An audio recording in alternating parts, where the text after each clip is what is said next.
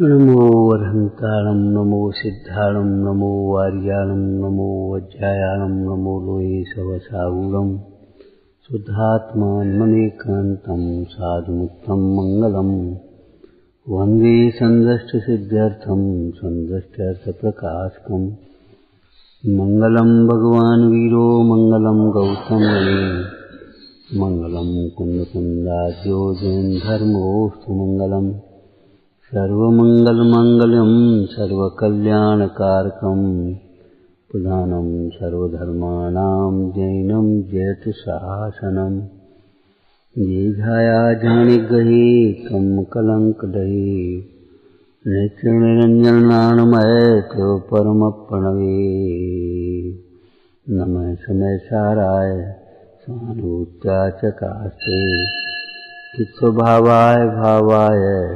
सर्वभावांतरस्थिति।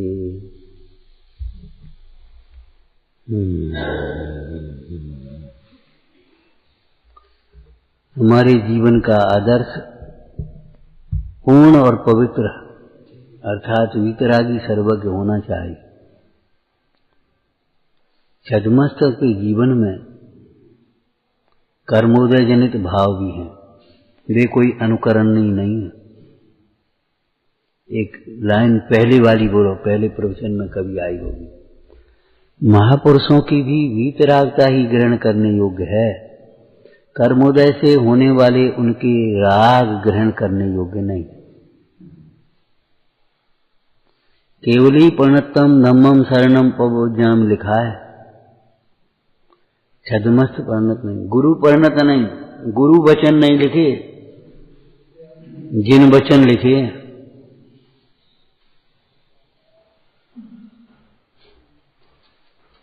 क्यों गुरु छद्मस्त है। इसका मतलब अप्रमाणिक है ऐसा मत समझ लेना।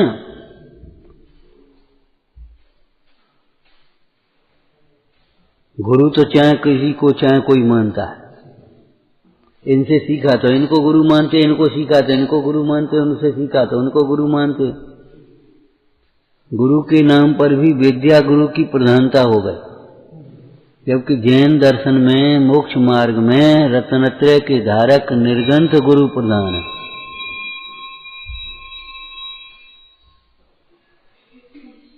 विद्या गुरु का यथा योग्य आदर होता है, लेकिन पूज्यता रत्नत्रय के धारक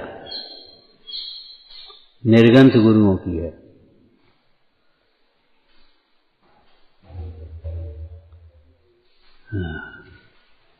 गुरु महाराज भी जब शास्त्र लिखते हैं या विद्वान लिखते हैं शास्त्र, तो मंगलाचरण क्या करते हैं? अस्य मूल ग्रंथ करता रह श्री सर्वज्ञ देवा, तदुत्तर ग्रंथ करता रह श्री गणधर देवा, प्रति गणधर देवा, तेषां वचनानुसार, तेषां वचनानुसार, उन्हीं के वचनों के अनुसार, लेकिन बिना समझे नहीं। उन्हीं के वचनों को हमने स्वानुभव से प्रमाण किया फिर कह रहे, और छद्मस्त जरूर हैं, लेकिन मिथ्या दृष्टि मोही नहीं है। इसलिए प्रयोजनभूत तत्वों में कहीं भूल नहीं होगी। जिनागम में कहीं भी राग का पोषण नहीं होगा, राग बढ़ाने का उपदेश नहीं होगा, द्वेष का उपदेश नहीं होगा, मोह का उपदेश नहीं होगा।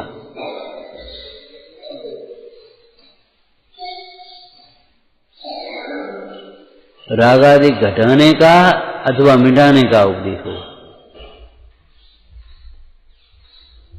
इस प्रसंग में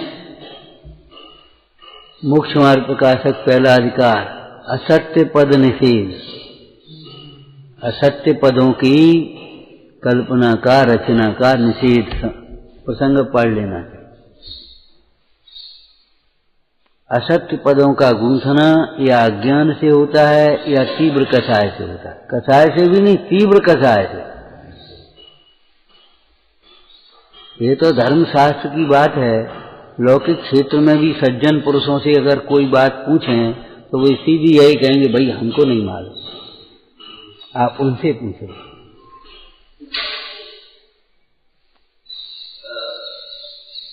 आप किसी वैद्य के पास चले जाओ, एक काम करो, वो इंजीनियर साहब रहते हैं, उनसे पूछो, आप हमें नहीं मालूम, हम नहीं बताते। वो सीए के पास चले जाओ, जिस विषय का जो है उसके पास भेज देंगे, यही उसकी सज्जनता है। और स्वयं ही उल्टा सीधा बताने लगे, यही उसका अभिमान है। आपको नहीं आता और आप उल्टा सीधा निर्देशन करने लगे, ये आपके अभिमान की व्यवस्था है। और नहीं आती तो प्रमाणित जगह पहुंचा देवे, जाओ वैद्य के पास चले जाओ, इंजीनियर के पास चले जाओ, हैं वो इंग्लिश के वो हैं साहब, उनके पास चले जाओ, पंडित जी के पास चले जाओ, नियम लेना, जाओ आचार्य महाराज के पास चले जाओ, समझ लो ये विनय है। और खुद करने लगे, खुद कहने लगे, समझ लो कि बस। उस दिन हम पूछ रहे थे, हैं प्रतिष्ठाचार्य का क्या लक्षण है, कुछ होश है? हम लोग तो वो पंच कल्याण तो करा ही नहीं, वेदी प्रतिष्ठा विधान वगैरह करे, तो उस समय में वाँच करके सुनाते थे प्रतिष्ठाचार्य के श्लोक और लक्षण।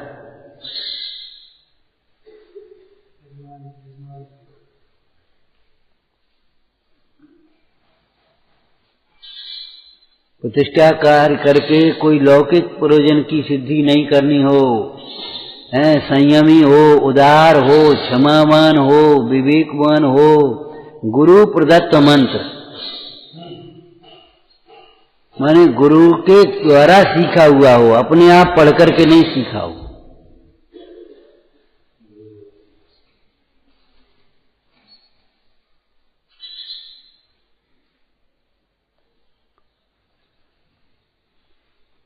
नाना प्रकार के विघ्न आदि दूर करने के लिए, जिसके परिणामों में बहुत विशुद्धि और भक्ति हो,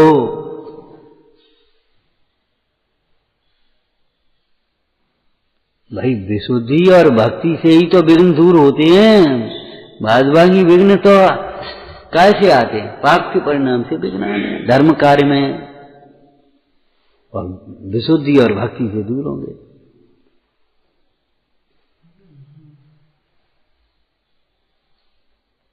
सिद्ध चक्र विधान में से बोलना एक दोहा, देश क्या काल विधि निपुण मत, शीलाधिक गुण खान, जिन पद अम्बुज भ्रमर मन, सो प्रशस्त यजमान।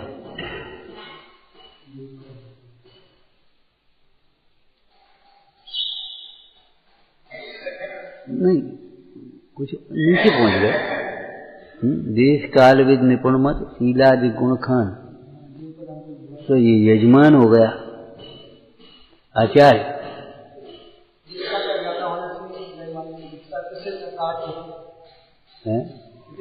तो भाई यजमान किसको कहते हैं?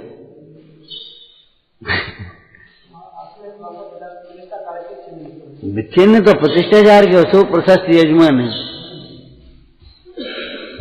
यजमान का अर्थ है यज्ञ नायक होता है वैसे, लेकिन यहाँ यज्ञ कराने वाला लेना चाहिए।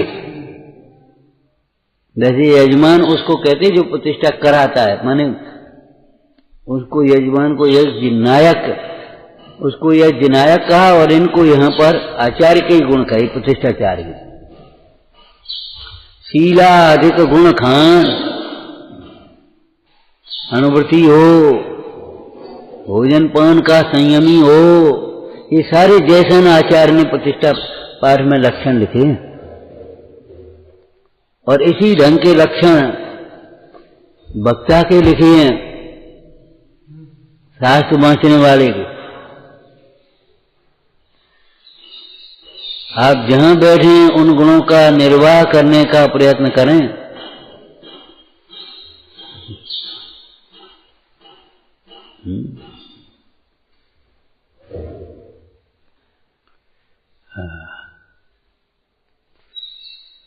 तो परम पुरुष हमारे आदर्श रहना चाहिए। ये क्या करते हैं और ये क्या कहते हैं, ये बातें नहीं देखना है। वहां क्या होता है, ये बातें नहीं देखना है। भगवान क्या कहते हैं, जिनवाणी में क्या लिखा है, हमारा हित किस में है, बस एक पहले दृष्टांत बोलो। इतने दिन में दृष्टांत भी नहीं आ पाए हैं। जैसे रोग के चिकित्सा के क्षेत्र में वैद्य क्या कहता है वो सुनने लायक है। बिल्कुल खटाई नहीं खानी है, वैद्य ये कहता है। और ये कहते हैं अरे नेका ले ले कुछ बात नहीं, नेक में कुछ नहीं बोलता, गोली खा दी। ये बातें सुनने लायक नहीं।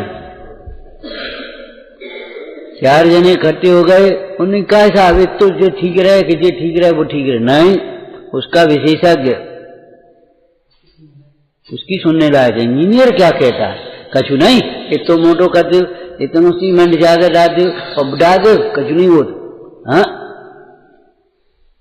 मोटा कपड़ा कोई ज्यादा मजबूत होगा, मोटा आदमी कोई ज्यादा स्वस्थ माना जाता है, ये कोई बात नहीं। उस क्षेत्र में उसका विशेषज्ञ कौन क्या कहता है ये समझने लायक। वहां तो विशेषज्ञ ही हो सकता है, सर्वज्ञ तो हो नहीं सकता। यहां तो सर्वज्ञ क्या कहते हैं, भगवान ने क्या कहा। हिसाब शास्त्र में कहूं कछु लिखी, कहूं कहूं लिखी, कि विविक्षा भेद होगा, विरोध नहीं हो सकता। माने कोई भी कथन राग का पोषण करने वाला नहीं हो सकता। अगर उस कथन में से आप राग का पोषण करते हैं तो सर्वज्ञ के प्रति अनादर है, भक्ति अभक्ति है आपकी। चाहे स्वच्छंदता का पोषण हो, चाहे मन का पोषण हो, चाहे लोभ का पोषण हो, चाहे विषयों का पोषण हो, कुछ भी हो, कुछ नहीं।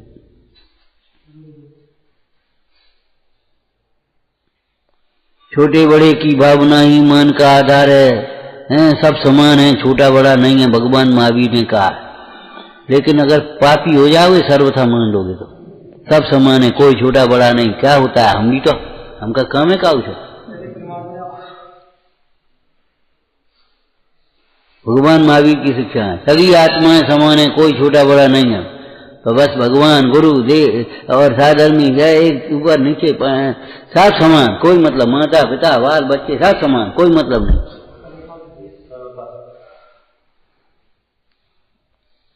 महापाप हो जाएगा। बड़े को बड़ा समझना है, छोटे को छोटा समझना है।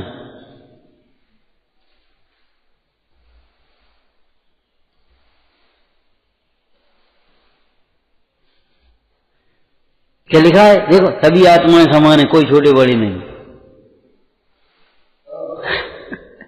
लिखा है, किसके लिए लिखा है? तुम दूसरों को हीन समझते हो, उसको इस मान्यता को तोड़ने के लिए लिखा है। सभी आत्माएं समान है, किसी का तिरस्कार मत करो, किसी का अनादर मत करो, किसी को छोटा मत समझो। जिसको हीन वर्तमान पर्याय में कोई दोष होने के कारण जिसे तुम हीन समझते हो, कहो तो वह तुमसे पहले मोक्ष चला जाए। संयोगों से हीन मान रहे हो, औदैहिक भावों से हीन मान रहे हो, या क्षयोपशम ज्ञान से हीन मान रहे हो, ये तुम्हारी विपरीतता है। उसके भीतर बैठे परमेश्वर को देखो।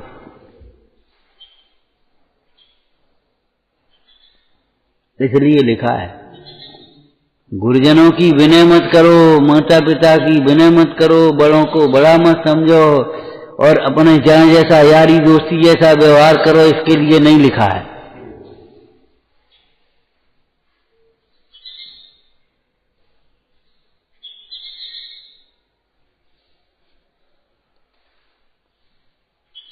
देखो कैसे कैसे टूटे मलजीन लिखे हैं। विवाह आदि कार्यों में कुल क्रम का विचार करना लिखा है कि नहीं लिखा? धर्म कार्य में कुल क्रम का विचार नहीं करना, लेकिन विवाह आदि कार्य में कुल क्रम का विचार रखना। क्या होता है कुल फुल? कुल फुल क्या होता है? आचार्य नहीं हो सकता है हीन कुल वाला।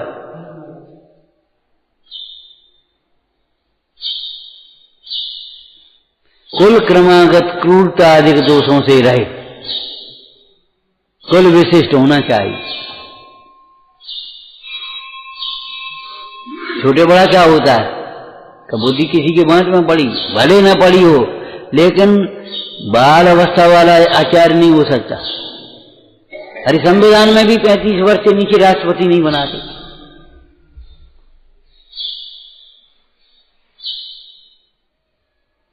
आखिर संविधान में क्यों ली ये बात? ली तो यहीं से है।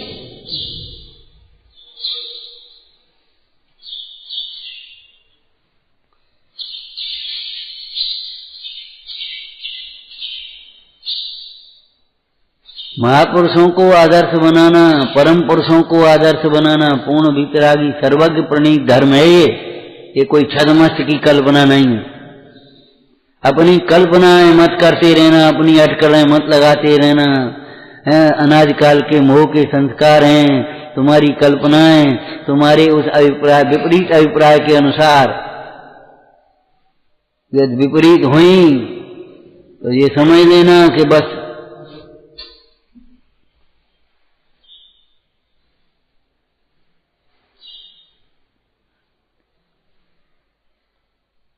अलग से देखने की, अलग से सोचने की दिमाग मत निकालो ना। जिन आज्ञा के अनुसार मानो, जिन आज्ञा के अनुसार ही समझो और जिन आज्ञा के अनुसार ही विचार करो। आपको शरीर का विचार करना है, भगवान ने क्या कहा है शरीर का स्वरूप वो विचार करो। और अपनी कल्पना से मोह से विचार करने लगे क्या करें, बहुत कमजोर हो गए, देखो जी तो अच्छे हैं, मैं कोई पूछता नहीं हमको तो। ये कल्पना के विचार नहीं चलेंगे तुम्हारे। विचार करना शरीर पुद्गल है, शरीर अत्यंत अशुचि है, मलिन है, अनित्य है, असरण है। चाहे कितना ही शरीर का पोषण करो आखिर शरीर छूटेगा, काम नहीं आएगा। और एक वाक्य अंतिम बोलो जो हम कहते हैं, तो भी ये शरीर मोक्ष मार्ग का निमित्त है, बिगाड़ने के लिए मत सोचो। बिगाड़ना मत इस शरीर को। जाने बहिरात्मा देह और आत्मा को एक मानने वाले के सारे प्रायश्चित, सारे नियम शरीर आश्रित होते। हमें प्रायश्चित लेने से आज रोटी नहीं खानी, आज मौन रहना है, स्वाध्याय करना है, उस विषय को समझना है, उस दोष को दूर करने के लिए। सो कहीं रोटी नहीं खा रहे, प्रायश्चित ले लो उन्हें। आज दूध नहीं पी रहा 1 महीना, अब दूध नहीं पियेंगे और फिर बस बीमार हो जाए तो अब 4 जने बैठे बैठे तुम्हारी सेवा करते रहो। भैया त्याग नाम मिथ्यात्व के त्याग से त्याग धर्म शुरू होता है। पहले विपरीत मान्यता तो छोड़ो। अभिमान के वशीभूत होकर के, लोभ के वशीभूत होकर के काम करोगे तो पाप होगा, धर्म नहीं होगा।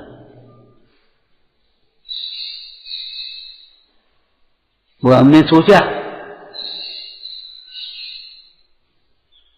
तुमने क्या सोचा?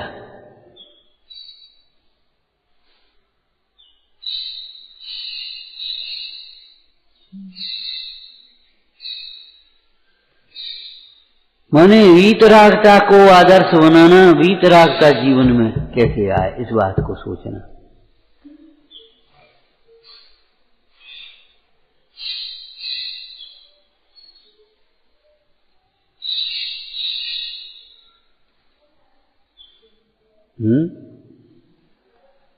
परम पुरुषों का आदर्श बनाए बिना हमारे जीवन में जी देखो जी तो ऐसा करते, ये ऐसा करते और ऐसे ही अपन करना।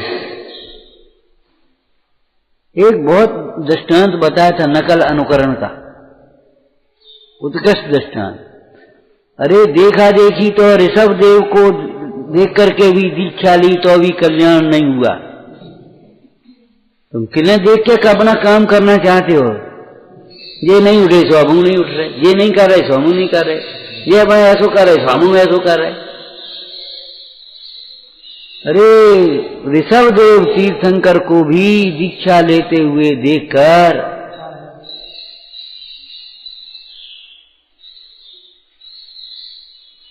विचार करो। 4000 राजाओं ने दीक्षा ली, 4 दिन नहीं टिक पाए, भूख लगने लगी, क्यों? उन्हें उसका पता नहीं था जिसके आश्रय से भूख नहीं लगती। वो भीतर में अध्यात्म का ज्ञान वैराग का रस नहीं था जिसके कारण भूख नहीं लगे।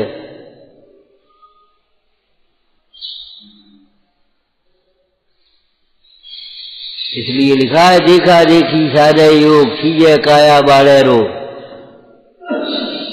लौकिक कहावत है, देखा देखी सादय योग, खीजे काया बाड़े रो।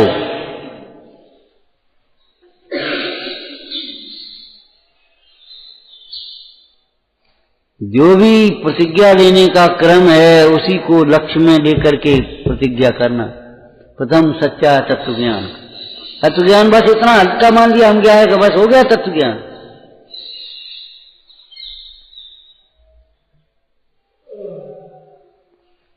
जीवाद 7 तत्वों को घटाने की आदत डालो। प्रथम सच्चा तत्व ज्ञान हो, माने आत्महित के लिए प्रतिज्ञा लेना, मान पने की बुद्धि के लिए नहीं, हमें सब पूछे माने इसलिए नहीं। एकदम सच्चा तत्व ज्ञान हो। मोक्ष मार्ग का ये प्रतिज्ञा काय के लिए है? मोक्ष की सिद्धि के लिए। हमारी प्रतिज्ञाएं मोक्ष के, मोक्ष माने आकुलता से छूटने के लिए, दुख से छूटने के लिए, दुख के कारण रूप कसाय भावों के लिए, के त्याग के लिए। बाह्य त्याग भी अध्यवसान के त्याग के लिए करना, लेकिन बाह्य त्याग से तो अध्यवसान नहीं छूट जाएंगे, इसलिए अंतरंग में अभ्यास भी करना तत्व ज्ञान का, भेद ज्ञान का। नहीं तो बाह्य त्याग से कोई मतलब नहीं निकलेगा, शांति नहीं मिलेगी तुम्हें।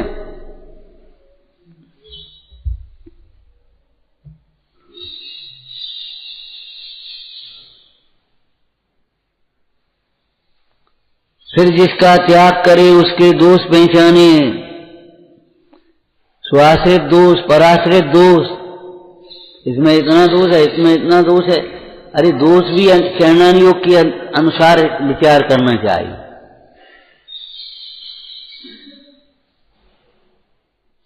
हिंसा तो सब में है, अरे सब में तो है, लेकिन श्रावक की दशा में संकल्प हिंसा का त्याग होता है। बड़ा पाप छुड़ा करके छोटा पाप छोड़ते हैं। अब तुमने एक लाइन तो पढ़ ली, इसलिए इस मिथ्यात्व को सप्त व्यसन से भी बड़ा पाप जानकर पहले छोड़ना। तो ग्रेट मिथ्यात्व की आ गई, अब उसके दूसरे नंबर का पाप भी तो बड़ा पाप देखो, अब रह गए उनमें कितना बड़ा है। एक बूढ़ा आदमी था अपने गांव में, 1 से 7 वर्ष की उम्र थी। अब वो शांत हो गया। अब कोई बूढ़ा नहीं रहा क्या? अब कोई बड़ा नहीं रहा क्या? अरे उसके बाद भी तो नंबर लगा है। 1 से 3 वर्ष के, अब तो यही बुजुर्ग रह गए। उन्हें अब तो ये 98 वर्ष के यही बुजुर्ग हो गए। तो ऐसे ही ग्रेट मिथ्यात्व के बाद दूसरा पाप भी तो देखो, बड़ा पाप कौन सा है? अग्रेट मिथ्यात्व देखो, सप्त व्यसन देखो, अन्याय देखो, अनीति देखो। कल एक बात कही थी रात को, देखो भाई, मिथ्यात्व और सम्यक्त की चर्चा तो जैन दर्शन में है। अन्याय और कुशील को महापाप सब लोग कहते हैं। अन्याय और कुशील को बड़ा पाप सब कहेंगे, सब महापाप कहते हैं। कोई कितने ही नियम पालता हो, धार्मिक अनुष्ठान करता हो, कितना ही पढ़ा लिखा हो, कितनी चर्चा करता हो, लेकिन अगर मिथ्यात्व वो अन्याय करता है और कुशील करता है, काहे का धर्मात्मा है? अन्याय और कुशील की बात है। तुम्हारी सब ये सुनो, अंक बिना की सुने, शील कथाई पूरी लिखी है। मनोरमा ने कहा, हे गुरुवर, अब हमको वृद्ध हो, हमारा गृहस्थी में जा रहे हैं, फंस न जाए, उलझ न जाए, धर्म हमारा साथ में बना रहे। उन्होंने कहा व्रत तो बाद में लेना, पहले हे पुत्री तू पहले शील प्रतिज्ञा कर। कल कहा था ना, पहला आश्रम ब्रह्मचर्य आश्रम है।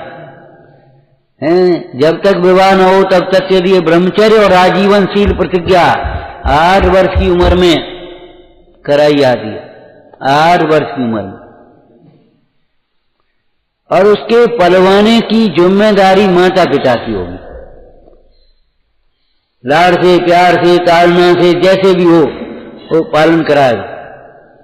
16 वर्ष के बाद उसकी स्वयं की जिम्मेदारी है।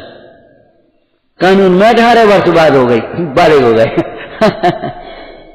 लेकिन इसलिए बालक ने ध्यान रखना, आप बालक हो गए 16 वर्ष 18 वर्ष के बाद, चलो तुम्हारी कानून की भाषा बोल दें, हमारे यहाँ 16 वर्ष की लिखिए, बालक हो गए। इसका मतलब ये नहीं है आप अपने को गुरुजनों से बड़ा मानने लगो, स्वयं निर्णय लेने लगो।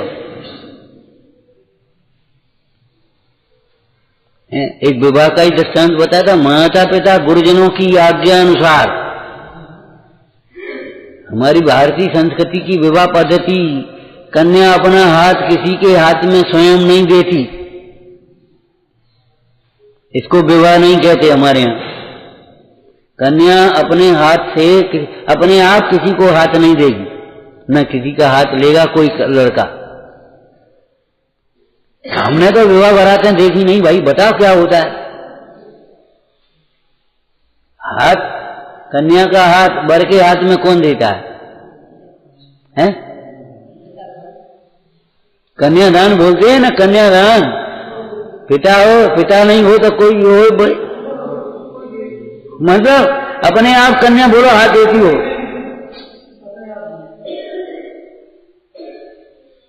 मलेच्छ खंड में जन्म लेंगे अपने आप विवाह करने वाले, अपने आप विवाह करने वालों को आर्य खंड भी नहीं मिलेगा।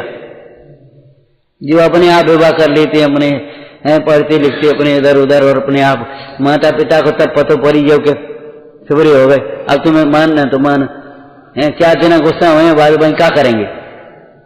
ये दिमाग साइकोलॉजी भीतर घुसा ली। अरे बे कुछ नहीं करेंगे।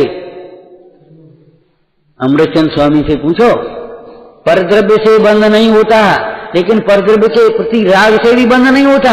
ये कहां लिखा है? स्वस्यापराधात् बंधम द्रोणम भवति। पर के अपराध से तुझे बंध नहीं होगा, परद्रव्य से बंध नहीं होगा, ये तो सच ही है। लेकिन परद्रव्य के प्रति तेरा जो राग भाव है, आसक्ति है, पाप, उससे भी बंध नहीं होता। ये कहां लिखा है बता?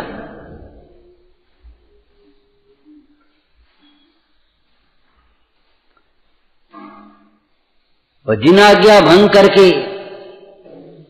यदि अपनी इच्छा पूर्ति करते हैं तो तीव्र कसाय है, माने महापाप होता है। बताओ आप लोग बैठे सामाजिक व्यवस्था वाले, ये तो ब्रह्मचारी बैठे बिचारे, विचार करो। कोई कन्या अपने हाथ से अपने हाथ देती हो, या कोई लड़का अपने आप हाथ ले लेता हो किसी कन्या का? नहीं, ये विधि नहीं है हमारे यहां।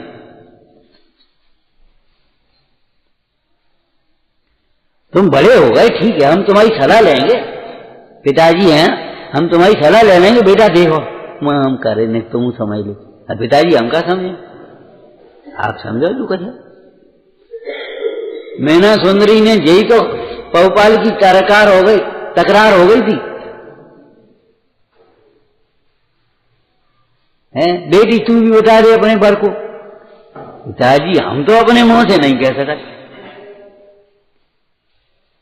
आप हमारे हितैषी, आप जो करेंगे हमारे हित के लिए करेंगे, और फिर हमारा भाग्य, बढ़िया ही भाग्यवान, भाग्य ही देखना, देख ले वो 8000 रानियों में पटरानी बनी, देख ले भाग्य का देखेगा।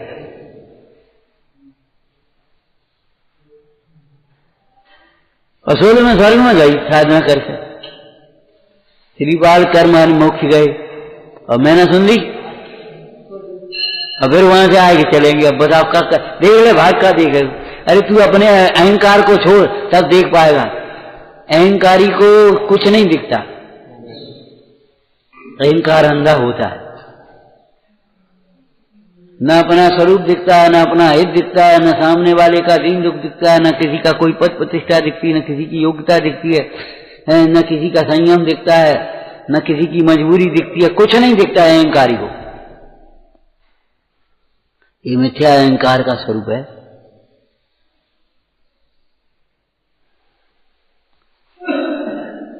हम क्या करें, बस ले घर के बैठ जा, बस स्वाध्याय करते तो पता कछु है नहीं गिना का जय में का होगा वह में का हो, ये ऐसो तो हम होगा बिन के होगा, बिन ने कर लो, बिन ने कर लो। अरे ये कोई बात है? महामारी फैलती है तो सब बीमार होते हैं, तो अपना इलाज मत कराओ क्यों भैया इलाज करा? अरे आप सभी बीमार है तो हम क्या करें?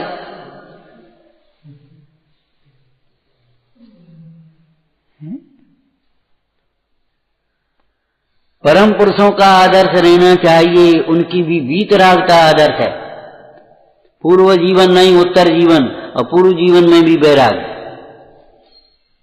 चक्रवर्ती के भोग हमारे अनुकरण करने योग्य नहीं। चक्रवर्ती घर में रहते भी किस प्रकार से देव पूजा, गुरुपासी, स्वाध्याय, संयम, तप, दान करते थे, किस प्रकार अपने व्रतों का पालन करते थे, अभ्यास करते थे। पालन करें, अभ्यास करें, जहां जैसी भूमिका है। धर्म विचार है ना, ये अनुकरण करने लायक है। दूसरा क्या कहा था कल, दूसरा अनियोग, किसी भी परिस्थिति में कर्म के उदय का विचार करना कि भी दूसरों को दोष मत देना, चाहे वो माता पिता हो, चाहे भाई हो, चाहे पड़ोसी हो, चाहे राजा हो, चाहे गुरु हो। हमें वो तो पक्षपात करते, पक्षपात कर्मोदय अनुसार पक्षपात होता है, ध्यान रखना। और नहीं तो कोई समानता का व्यवहार नहीं कर सकता, करके बतावे कोई। कैसी बातें करते हो पक्षपात की? कर्मोदय अनुसार, जिसका पुण्य का उदय है उसका आदर होता है, होता है तो होता है, उसमें क्या करोगे? ये कर्णान योग की भाषा है, कर्णान योग की भाषा बोलो। जिसमें गुण होते हैं उनका आदर होता है, गुणों का आदर होता है। अनुयोग अलग अलग है, गुणों का आदर कर्णान योग, और पुण्य उदय में आदर होता है कर्णान योग। सुखानंद कुमार को अलग से बुलाया राजा ने, जब वो न्याय नहीं हो रहा था, वो विप्र के हार का बदला था धनपाल ने, सुखानंद कुमार को बुला, और सुखानंद कुमार भी आया तो बगल में आसन दिया। सुखानंद कुमार व्यापार करने गया तो पुण्यवंत नर जहां जहां जाए, ताता आदर होत बनाए, सबरी सभा उठी भैरा। कौन आया? अब तुम ईर्षा करो, कोई ईर्षा करने से होत कहां है बता?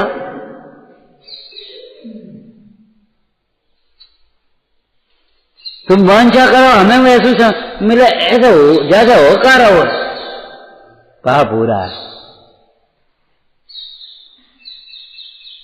समझ में आया ना? अब कर्म का उदय तो विचारना, परंतु बोलो क्या कही थी, बस कर्म का दोष मत देखना। हमारा उदय उदय है वह भोगने लायक थोड़ी होता है। उदय है तो वेद ज्ञान करो, भोगो मत। प्रज्ञा शनि को पटको, कर्म और जीव की संधि के बीच में पड़ेगी। उसके बाद फिर कर्णान योग का क्रम आता है। क्यों आता है बोलो? यदि कर्म का दोष देखता रहता है तो अपनी वर्तमान पर्याय का दोष नहीं दिखता।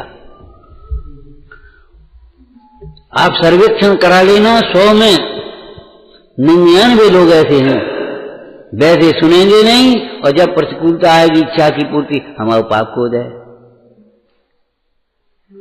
इनके मुंह में ये नहीं निकलता है शास्त्र अभ्यास के बाद कि पाप का उदय दुखी नहीं कर रहा है भाई, पाप का उदय है सो तो है ही, हमारे वर्तमान का ये दोष है, दोष नहीं दिखाई देता। अब जब दोष नहीं दिखाई दे रहे तो बताओ प्रतिक्रमण कैसे करोगे? अकड़ोगे, हमारी क्या गलती बता, हम क्या करें? जब दोष नहीं दिखाई देता तो अकड़ होती है, हमारी क्या गलती, हम क्या करें? हम पे बना होते तो हम कर रहे, हम क्या करते हैं और बताओ क्या करें। आंखें चढ़ जाती हैं एकदम, और आंखें चढ़ जाना मानी खतरनाक स्थिति। वो आंखें चढ़ गई एकदम, बेहोश हो गया। आंखें चढ़ने का मतलब है खतरनाक स्थिति होना। हमारी क्या गलती है बेटा? मन के पहाड़ से उतरो तब पता पड़ेगी तुम्हारी क्या गलती है, तब प्रतिक्रमण कर पाओगे।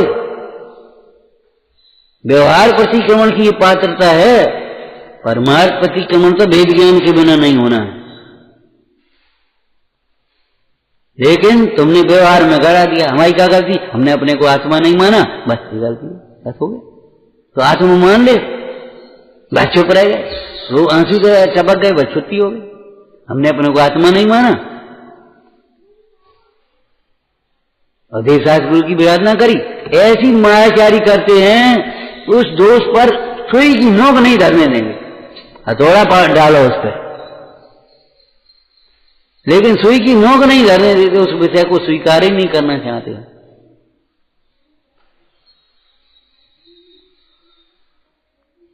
कहा था ना आपको, उपेक्षा से सुनना, सुनी अनसुनी करना, ये महादोष और सर्व दोषों का शिरोमणि है।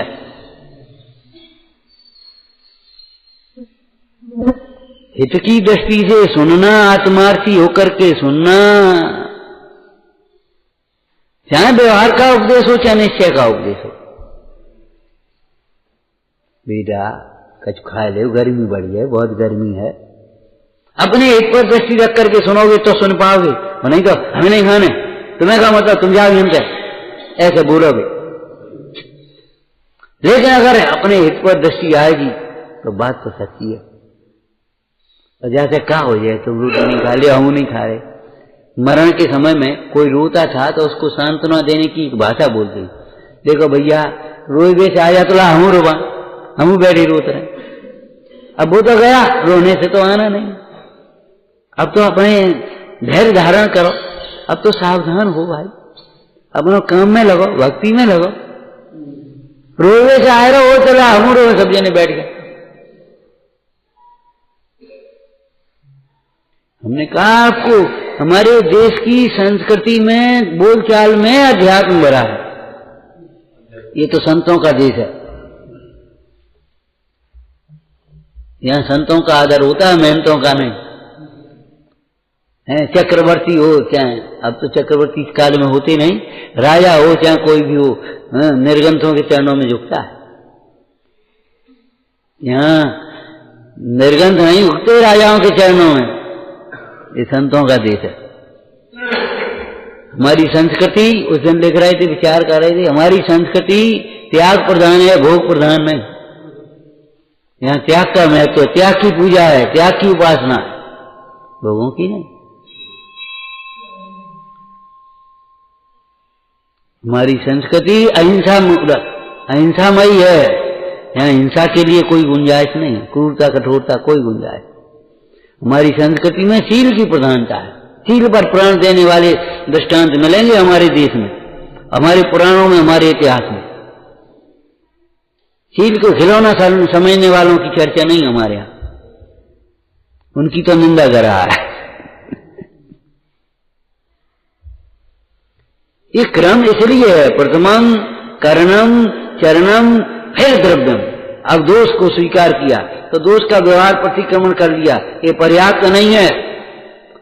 दोष का व्यवहार प्रतिक्रमण करने से दोष मंद होता है, लेकिन दोष का अभाव नहीं होता। अब आप अध्यात्म पढ़ो, भेद ज्ञान करके क्या करें, हैं, निर्दोष तत्व का आश्रय करो, अनुभवन करो, इससे तुम्हारे दोष का अभाव होगा। ये है, और दोष का अभाव होने से ही, बोलना पूरी बात बढ़िया, दोष का अभाव होने से ही दुख का अभाव। दोष छूटे बिना दुख नहीं छूटेगा, भीतर भीतर तुम्हारी आकुलता बनी रहेगी, परेशान होते रहो। दोष निकल जाना चाहिए। ओम नमः सहजानंदी शोध स्वरूपी अविनाशी में आत्म स्वरूप जानन्दी शोध स्वरूपी अविनाशी में आत्म स्वरूप जानन्दी शोध स्वरूपी अविनाशी में आत्म स्वरूप